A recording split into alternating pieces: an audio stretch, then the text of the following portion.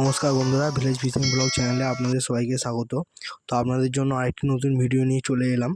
আজকে গিয়েছিলাম দামোদরে ছিপ ফেলতে। এত পরিমাণে হাওয়া দিচ্ছে বন্ধুরা, পুরো ঢেউয়ের মতন ক্ষতি, পুরো ডুবে যাচ্ছে। কিছু বুঝতে পারছি না, মাছে টানছে না হাওয়ায় ডুবছে, কিছু বোঝা যাচ্ছে না। তো আমার চ্যানেলে যারা নতুন আছো তারা ভিডিওটি দেখার আগে চ্যানেলটি সাবস্ক্রাইব করে বেল আইকনটি প্রেস করে দেবেন, যাতে ভিডিও আপলোড করলে আপনাদের কাছে সবার আগে পৌঁছে যেতে পারে নোটিফিকেশন। ঠিক আছে, ভিডিওটি দেখবেন বন্ধুরা। দুটো ছিপ বাড়িয়েছি, পুরো ভিডিওটি দেওয়ার চেষ্টা করলাম, দেখবেন। এই যে ছকাটা ইউজ করছিলাম বন্ধুরা, 6টা সিঙ্গেল টোপ দিয়েছি। সিঙ্গেল টোপ নারকেল পচার মধ্যে ডুবিয়ে ফেলছি। দেখুন, পুরো ভিডিওটি দিয়েছি বন্ধুরা, দেখবেন কিভাবে মাছ খাচ্ছে, কীভাবে মাছ তুলছি, কতক্ষণ।